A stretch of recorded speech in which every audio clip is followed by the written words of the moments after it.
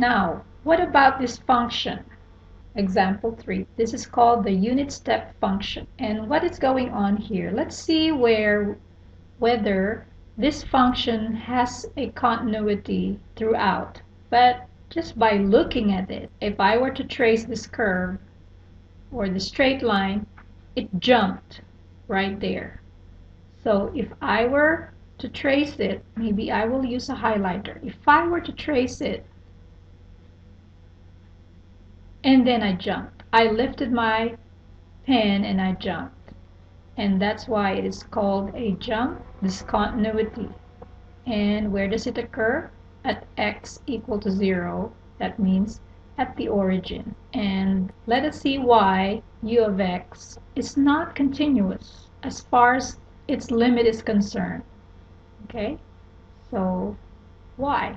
Why is it not continuous? Take the limit of f of x as x approaches 0. What that means is I'm approaching 0 from both sides. I'm approaching 0 from both sides. Well, the limit does not exist because from the left and from the right they don't meet at a common limit point. That's why it's not continuous. Even if f of 0 is defined to be 1. Which brings us to the continuity test. This is just a good checklist to find out whether a function f is continuous at an interior point. Okay? And it's continuous if and only if it meets the following 3 conditions. The first thing we have to look at is, does f of c exist? Next, does the limit exist as x approaches c? And then finally, these two should match. They have to be equal to each other. The limit of f of x as x approaches c has to be equal to f of c, the function value right there. Well, let's just graph it and see what this meant. Just for emphasis, I will just put a covered hole there just to make sure that we can see clearly. So if this is c, what is the y value right there? The y value is f of c. Let's look at the checklist. It says, what is being asked for here? Does f of c exist? Well, it's right there. Okay? There's the point c, f of c. And then what is the limit of f of x? As x approaches c, it is in fact f of c. So this already covered the third condition. So first of all, it exists, the limit exists, and they are equal.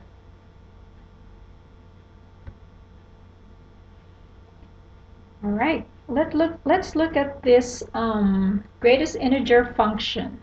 What is the greatest integer?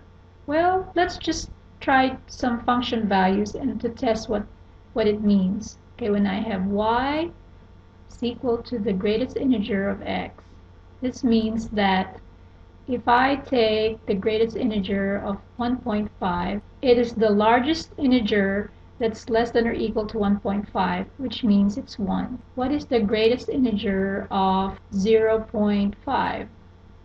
The largest integer that's less than or equal to 0.5 is 0.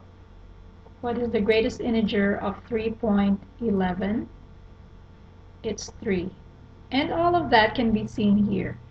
If my x is 0.5, see my y value is 0. If my x is 1.5, there is the function value. Okay?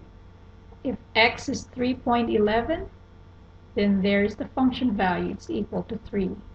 So the greatest integer function is continuous at every non-integer point. And it says here it is right continuous, but not left continuous at every integer point. Let's see why. Why is this true? What does this statement mean? Why? Why? It says it's right continuous, but not left continuous.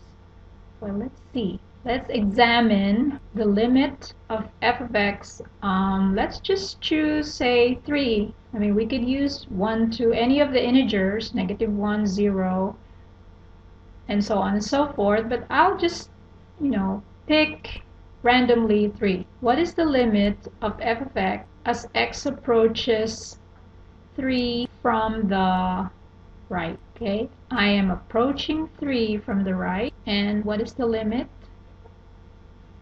It's equal to 3.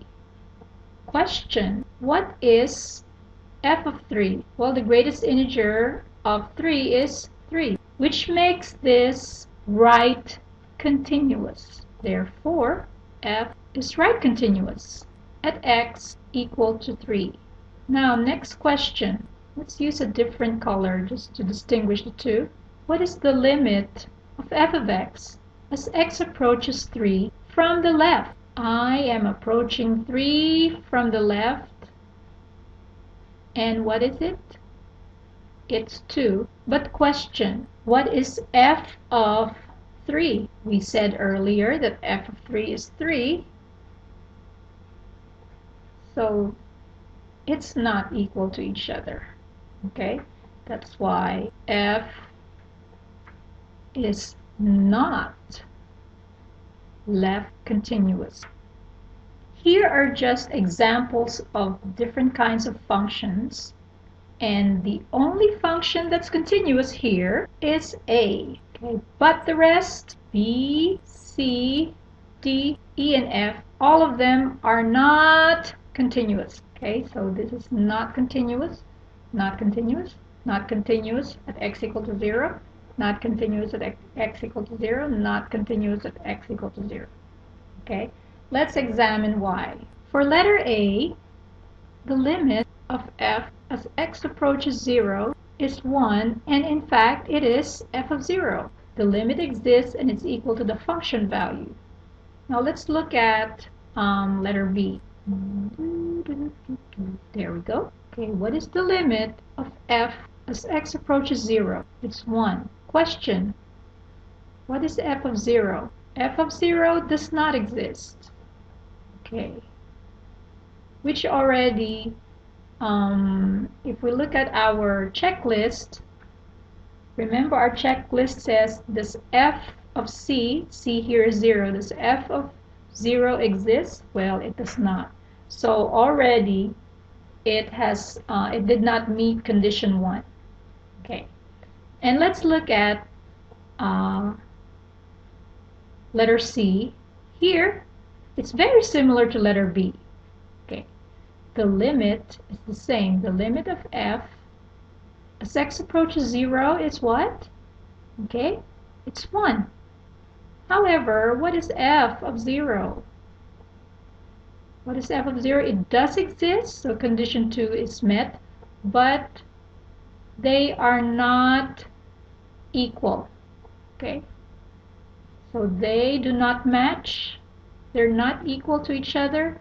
That's why the limit, or rather f of x, is not continuous at 0. And what about in letter D? Oh, that's just the jump discontinuity that we were talking about in the previous slide. So here the limit of f as x approaches 0 coming from both sides. Okay, that means the limit does not exist. Although we have a function value there, but because the limit does not exist, okay, f of 0 is 1. Okay, so condition 1 is met, condition 2 is not, so we stop. We say it's not continuous. How about at f of x equal to 1 over x squared? Okay, first, what is f of 0? It does not exist. What is the limit of f as x approaches 0? It's not a real number. It approaches in positive infinity, so again, it does not exist. And here it's been an example that I have been showing to you.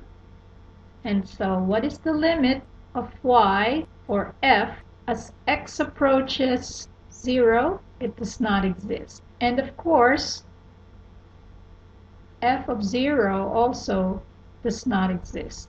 Now, there's one thing that we also have to notice in all these examples that are not continuous from B to F, from B to F. B and C are called removable discontinuity. Why is it removable? Their limit exists. The only thing is that either f of 0 does not exist or f of 0 does not match the limit value. Okay? So when we have this situation, then we say that the limit, or rather the discontinuity, is removable.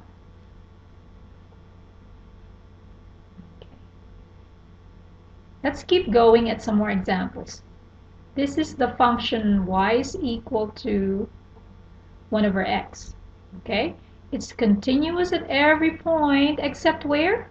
X equal to 0. It has a point of discontinuity there. And tell me why. Why? See. Why?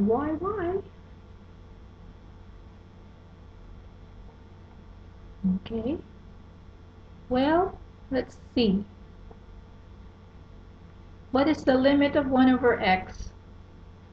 As x approaches 0. Well, coming from the right and coming from the left, they don't meet at a common point, so it does not exist. And of course,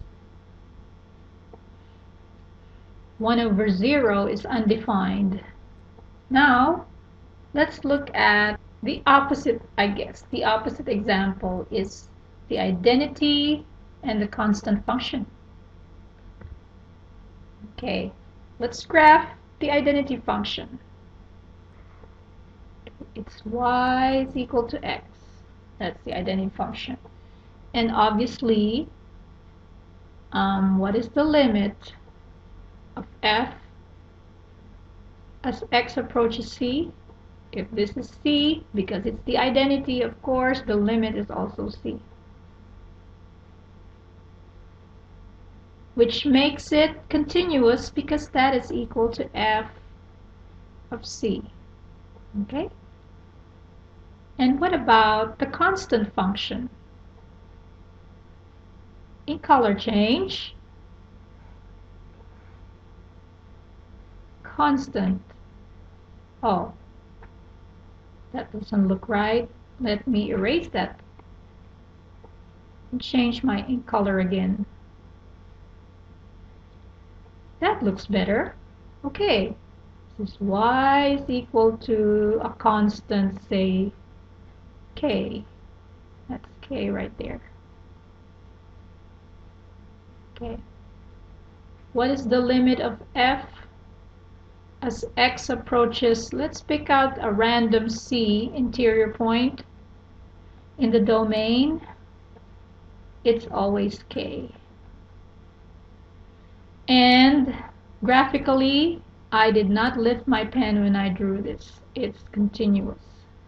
Same thing with my identity function. I did not lift my pen. I just kept going all the way to infinity. Okay? And again, here, what is our f of c? It's k. So whenever these two match, then we have continuity.